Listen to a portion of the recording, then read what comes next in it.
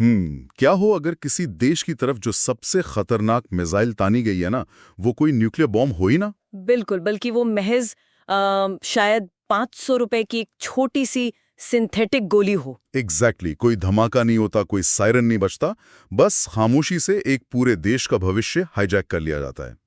तो the deep drive के इस नए एनालिसिस में बहुत बहुत स्वागत है। आज का हमारा जो मिशन है वो बहुत ही इंटेंस होने वाला है। हाँ बिल्कुल, आज हमें दो बहुत ही अलग लेकिन गहराई से जुड़े हुए सोर्सेस को डिकोड करना है। पहला है एक हटाना का इनिशिएटिव। वो gen AI prompt engineering academy के फाउंडर हैं। और उनका जो प्रोग्राम है learn to learn test and score, वो हमें बताता है कि इंसानी दिमाग कैसे सीखता है और उसे मजबूत कैसे बनाया जा सकता है। सही बात है। और दूसरी तरफ हमारे पास एक बहुत ही गंभीर डॉक्यूमेंट है, धर्मेंद्र सर की एक जियोपॉलिटिकल केस स्टडी है RAS प्री 2024 की, जिसका नाम है the human capital sees, narco terrorism as asymmetric warfare. हाँ, तो आज हमारा फोकस सिर्फ जानकारी देना नहीं है, हमें एक्सप्लेन करना है कि कैसे एक तरफ खटाना का मॉडल दिमाग को एक अभेद्य किले में बदलना सिखा रहा है और दूसरी तरफ दुश्मन उसी दिमाग की कमजोरियों को हैक करने की साजिश रच रहे हैं। पर इस चर्चा में आगे बढ़ने से पहले ना, मैं एक बात बिल्कुल स्पष्ट कर देना चाहती हूँ। जी बिल्कुल। इस केस स्टडी में जो भी जियोपॉलिटिकल दावे किए गए हैं या जिन देशों और रणनीतियों का जिक्र है, वो मूल स्रोत के तथ्य और विचार हैं। हमारा काम यहाँ किसी का पक्ष लेना नहीं है। मतलब हम बस निष्पक्ष होकर इसका एनालिसिस कर रहे हैं, राइट? एग्जैक्टली। हम यहाँ सिर्फ एक तार्किक और निष्पक्ष नजरिए से उन रणनीतियों का विश्लेषण कर रहे हैं।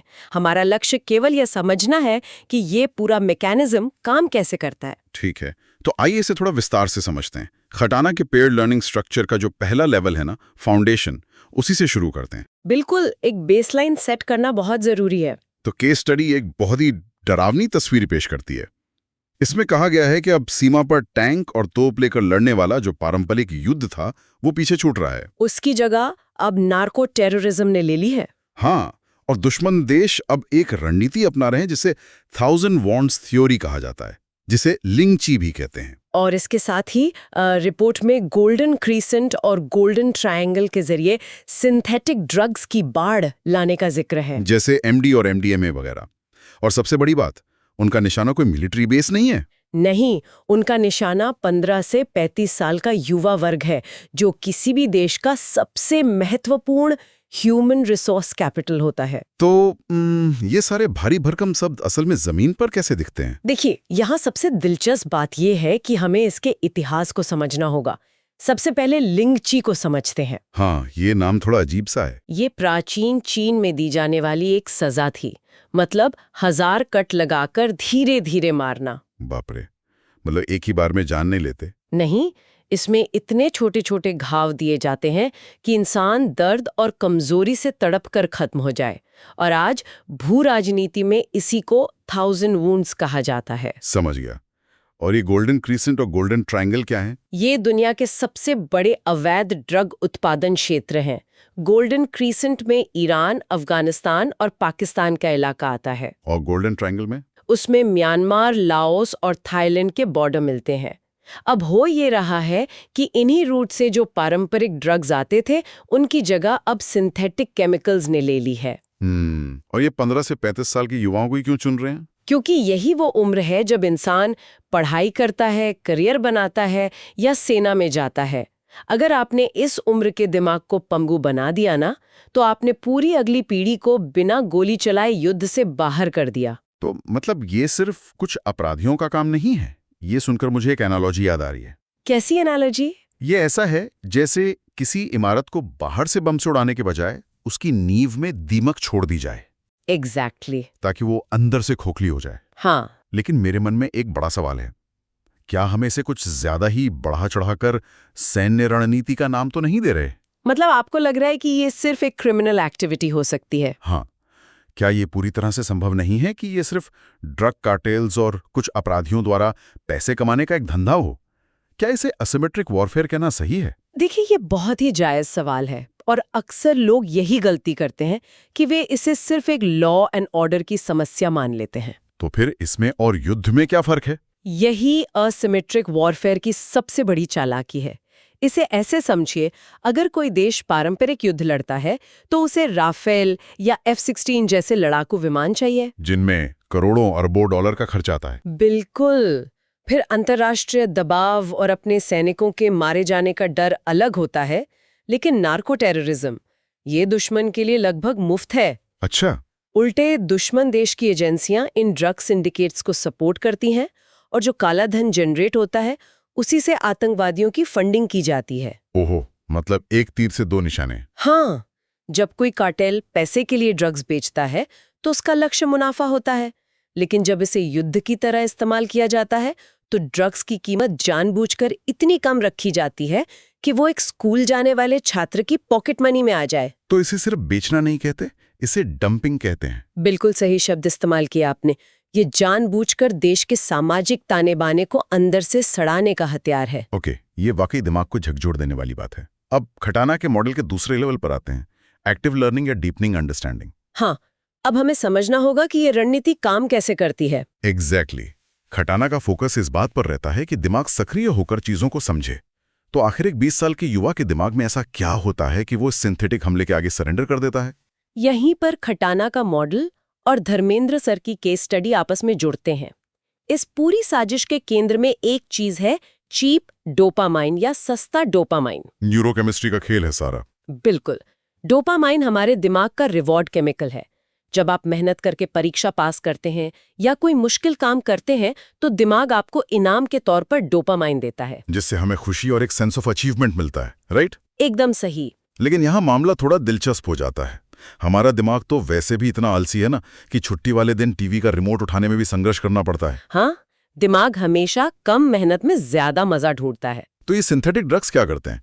क्या ये उस पूरी मेहनत वाली प्रक्रिया को ही बाईपास कर देते हैं? एग्जैक्टली। सिंथेटिक ड्रग्स सीधे दिमाग के उस रिवॉर्ड सेंटर को हैक कर लेते हैं। बिना किसी मेहनत के एक झटके में इतना डोपामीन दे देते हैं जितना इंसान को शायद अपनी सबसे बड़ी कामयाबी पर भी ना मिले। बाप रे। और खटाना का जो एक्टिव लर्निंग का लूप है, लर्न, टेस्ट, स्ट्रेंथन, प्रोग्रेस, उसमें तो घर्षण है, मेहनत है। बिल्कुल। जब आप कुछ सीखते हैं और खुद को टेस्ट करते हैं तो न्यूरल पाथवे मजबूत होते हैं, लेकिन नार्को टेररिज्म इस पूरे एक्टिव लूप में एक वायरस की तरह घुस जाता है। मतलब ये दिमाग को पूरी तरह से पैसिव या निष्क्रिय बना देता है। हाँ, जब दिमाग को पता चल जाता है कि उसे बिना कुछ किए एक छोटी सी गोली से खुशी मिल सकती है तो वो असल दुनिया के मुश्किल लक्ष्य तय करना छोड़ देता है।